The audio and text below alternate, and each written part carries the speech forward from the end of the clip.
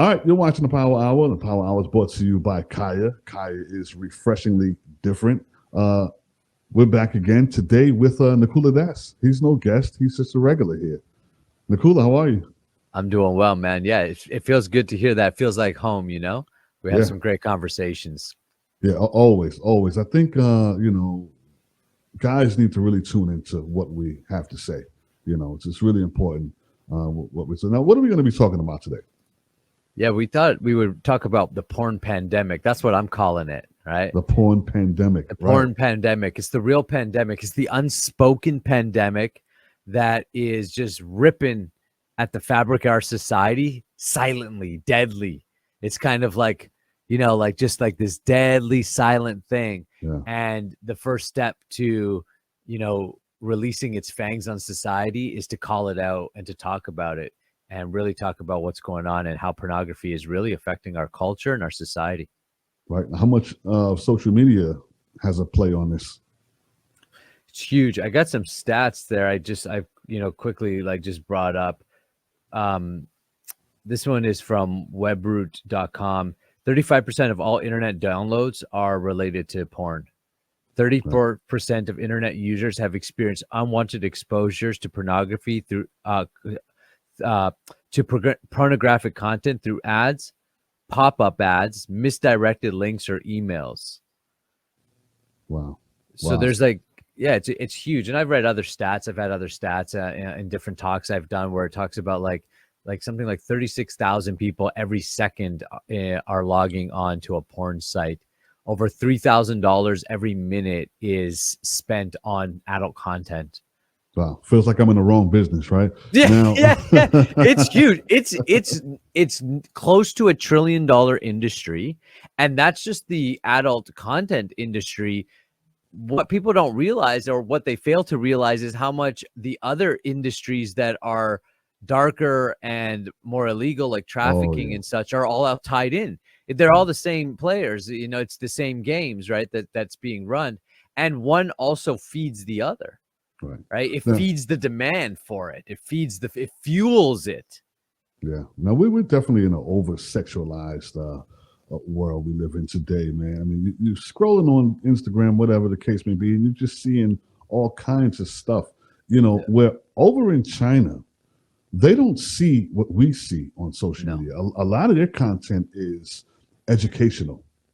Yeah. So if we went that way and someone said, you know what, we're not going to allow the sexual content to push through in the US and began showing more educational posts, how much of a difference would that make in our society? It'd be a massive difference. And that's something that, like, I think that people should know. And I'm gonna sound like the tinfoil hat guy, but this everything I'm saying is documented. You can look this up. There is a history of using pornography on purpose to weaken the enemy, right? This goes way back. It's an old tactic, and it used to just serve as a small part of psychological warfare in political and national and international battles. But it's known many countries did it. The US in World War I, I believe, did it, or sorry, excuse me, World War II. They dropped on the Nazi troops pornographic materials right before battle, knowing that a certain amount of men would be distracted and depleted from this. Um, this was documented in Japanese war materials about how to do their pamphlets, so that how to position the woman and how to make those pamphlets alluring to men, to pull men astray, to distract men from their higher duties, and to disconnect them from their inner values.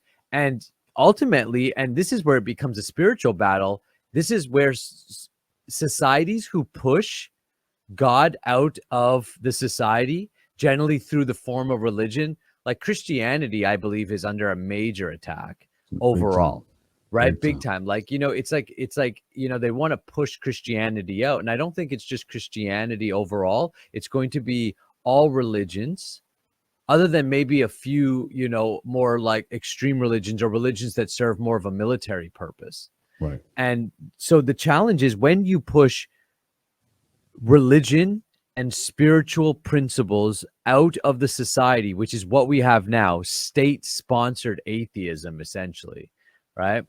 Is you get a society that is totally out of tune with its inner values. And when you're out of tune with higher aspirations, family values, values of morality and legacy, and then ultimately like recognizing that there's a higher purpose to life, which is attainment of God realization, attainment of spiritual realization. Only then do you regulate and see the purpose of regulating base desires. So regulating food consumption. We've talked about this in our segments, how food is destroying us. And the foods that they allow here, they don't also allow in China. So notice that those nations, prosperous nations, do a better job of securing principal values, whether that's through a religion or through a philosophy of some sort. There is a philosophical aspect to that nation, to nations that are strong.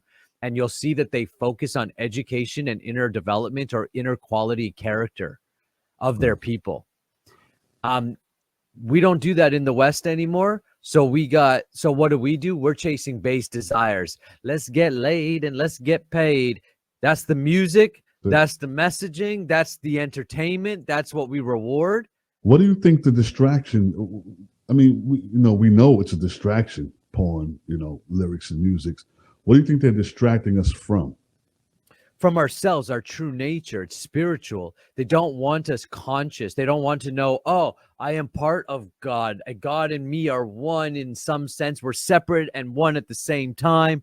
I've got this relationship, and God is my authority, not the government, not the corporation. They don't want me to be free. God is freedom. Spirituality, inner world. When you develop your inner world, you're free. You think critically. You question. When everybody's chasing base desires, you are operating at the animal level society. That's why pornography is being pushed, because it lowers us to just lusty beings. Oh, I'm just going to jerk off. My mind is thinking about women and fantasies instead of about providing, producing, protecting, getting our economic engine rolling, innovating, solving problems for the greater good, which drives economy and innovation.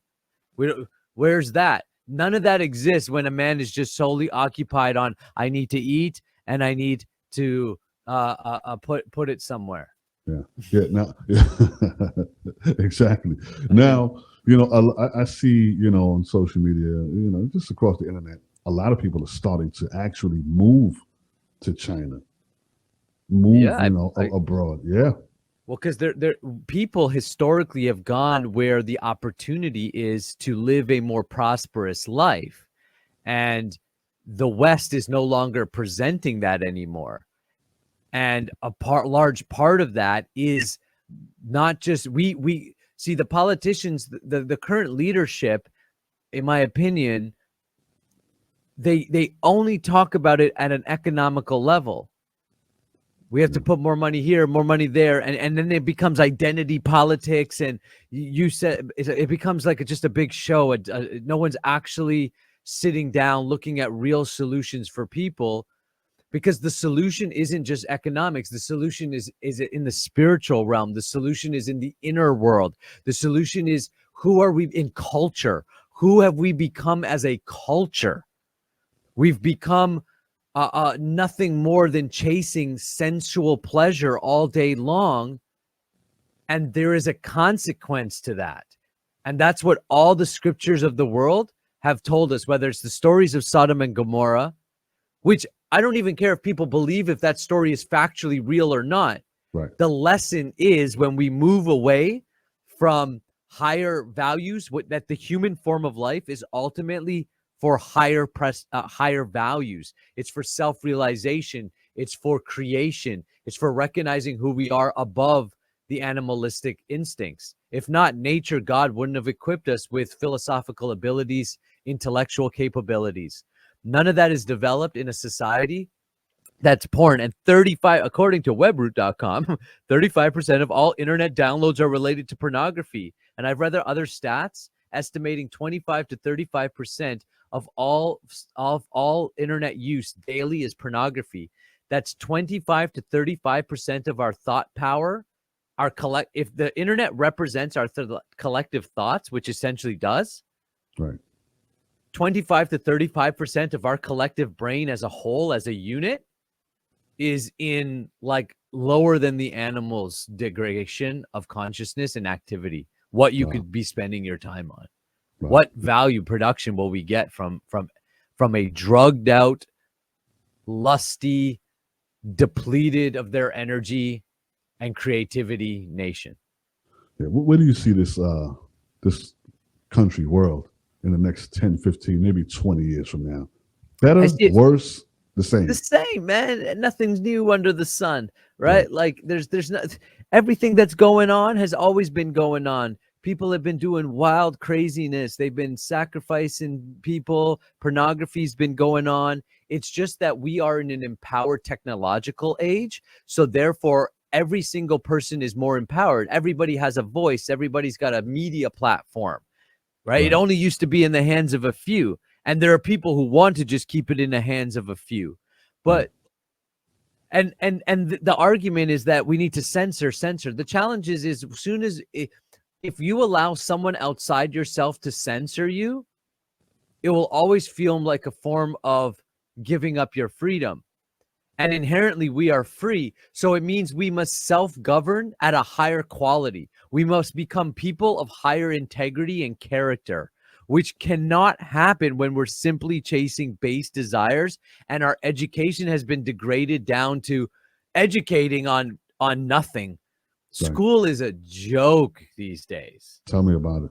You know, a lot of people want more in this world. They want change in their life, but they're stuck where they are. They're stuck with wanting porn and wanting to watch porn and the visions of making more money and living lavish. But the change actually starts within you. You have to want the change.